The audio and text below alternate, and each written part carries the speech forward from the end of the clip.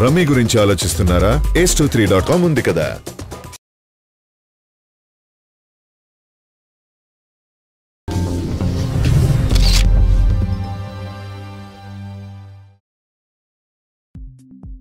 బాహుబలి 2 ఘన విజయంతో నేషనల్ సెలబ్రిటీగా మారిపోయిన రాజమౌళి తన తదుపరి సినిమాను ఏ హీరోతో నిర్మాణ సంస్థతో చేస్తాడు అన్న సస్పెన్స్ ఇప్పటికీ కొనసాగుతూనే ఉంది. ఈ నేపథ్యంలో కొద్ది రోజుల క్రితం చిరంజీవి రాజమౌళి ఇంటికి వెళ్లి దాదాపు గంటకు పైగా ఏకాంతంగా చర్చలు జరిపాడు అన్న వార్తలు ఆలస్యంగా వెలుగులోకి వచ్చాయి.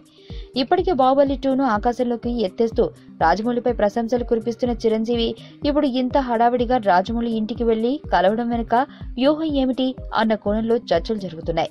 ఈ వార్తలు ఇలా బయటకు రావడంతో చరణ్తో కానీ లేదంటే అల్లు అర్జున్తో కానీ రాజమౌళి తదుపరి సినిమా ఉండేలా రాజమౌళిపై ఒత్తిడి చేయడానికి ఇలా చిరంజీవి రాజమౌళిని కలిశాడు అన్న గాసిపులు హడావిడి చేస్తున్నాయి.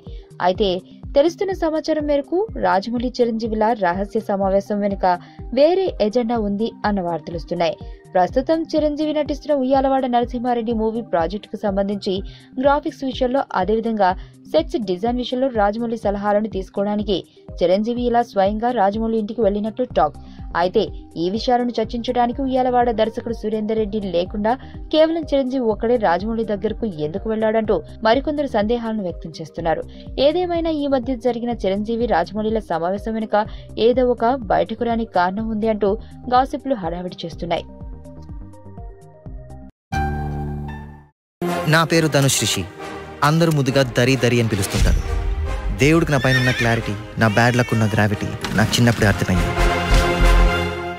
నా లైఫ్లో లక్ ఫ్యాక్టర్ రాంగ్గా ఉండొచ్చు, కానీ లవ్ ఫ్యాక్టర్ మాత్రం చాలా స్ట్రాంగ్గా ఉంది. ఒక మనిషి చేయి చూసి తన జాతకం మొత్తం చెప్పేయగలను.